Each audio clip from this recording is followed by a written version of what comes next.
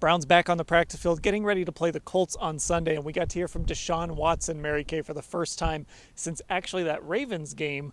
So it's been a little while, and he sort of tried to clarify what was going on with that shoulder, but I don't know if we walked away with much more clarity or really knowing anything that we didn't already know from your report last Friday. But what did you take away from Deshaun? Well, first of all, he confirmed the fact that he does have a strained rotator cuff. That's different than a bruise. A strain, it's not entirely different, but a strain can have micro tears. These little tears in there that I think you really kind of have to wait until those are nicely healed so it doesn't turn into a partial tear. Because if it turns into a partial tear, then you're probably looking at being lost for the season. So I think that's very significant that he acknowledged that. And then the other part of this is the fact that he 100% acknowledged that he doesn't know when he's going to be back. He could wake up tomorrow and feel like he's ready to go out there and practice full go and maybe try to go against the Colts on Sunday. Or he could decide, you know what, I'm going to err on the side of caution, let this thing really heal, and sit out this week and then maybe next week too. So it's still up in the air. Yeah, Ashley, I think that was really one of the big things is as Kevin Stefanski kind of keeps saying day to day over and over again, Deshaun Watson almost seemed to take a little bit of a longer view on this. Yeah, I mean, I think for me, my big takeaway from hearing Deshaun talk today and Kevin Stefanski talk is like the only certain thing about this injury in his timeline right now is uncertainty. And I think Deshaun Watson doesn't know, Kevin Stefanski doesn't know. I think we've seen this team want to be extra cautious with any timelines or messaging ever since what happened with that week leading up to the Ravens game. And it looked like things were maybe trending in a positive direction from everything we were hearing. And then ultimately he couldn't play. So I do think, it's not really surprising to hear Deshaun Watson talk today about he has to feel like he's not going to hinder the team because he can't throw the football correctly. And that's what they all want from him too. So I definitely just think it's so unclear whether he's going to play, but at least we got to hear from him today. I think that's a positive step.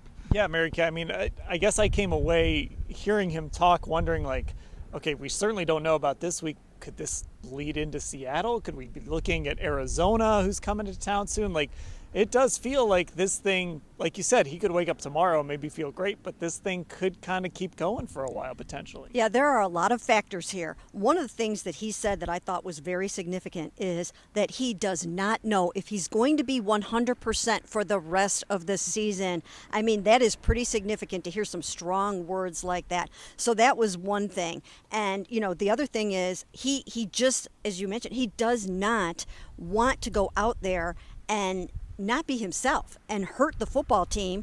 And he even said that, there's a world in which it might be best for PJ to go out there and start this game again. And he will start this game if Deshaun Watson can't. But my takeaway was Deshaun does not sound super confident. There are not a lot of quarterbacks who have suffered strained rotator cuffs in the NFL. There's just not a whole lot of them. And, even he is struggling to try to find the right answers.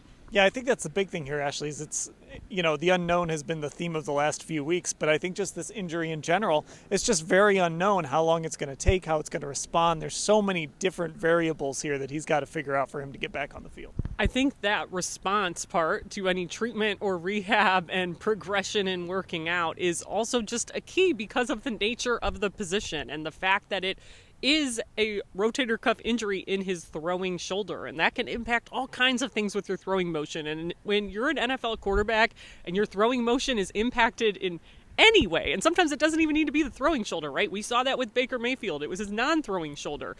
When that throwing motion gets impacted because of an injury to that throwing shoulder, even in the slightest, it can impact throws, make you underthrow, overthrow, depending on what the injury is. So there's definitely just so much at play here and so much unknown. And Mary Kay, one more thing that I was just thinking is, we've talked on the podcast, like he's got to be able to communicate, exactly how much pain is he feeling? Is he able to play or not? And it just seems like if even he's a little like in the dark about all of this, even that part of it has to be difficult. Yeah, he sounded so unsure about everything. And he did mention that, he doesn't want to be hesitant when he's out there. He doesn't want to be thinking, oh, I see Marquise Goodwin, down the deep left sideline, and I don't know if I can get him the ball. He doesn't want to play like that. He doesn't want to play where, he's going to be worried about taking a huge blow on that shoulder. And he did acknowledge that doctors told him it was a 4 to 6 week injury, the one that he has. I had mentioned 2 to 6 because back then we still thought it was just a bruise.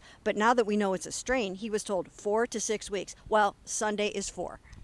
And Ashley, I think one more thing here too with just the way he plays. He can't really change who he is, right? I mean, maybe he can not run around as much, but I almost feel like this is Deshaun Watson. Part of who he is he runs, he creates things, he avoids pressure and sacks. He can only change so much the way he plays. Yeah, that's what makes him so good, is his improvisational ability and ability to read RPOs and kind of make that split-second decision. And it's the fact that he is a very physical runner on the ground. It's really difficult, I think, for a leopard to change his spots, so to speak. And, we've kind of had a similar conversation with Denzel Ward when he's gone through his concussions. It's hard for those kind of physical guys and physical runners or physical tacklers to just change who they are because of an injury.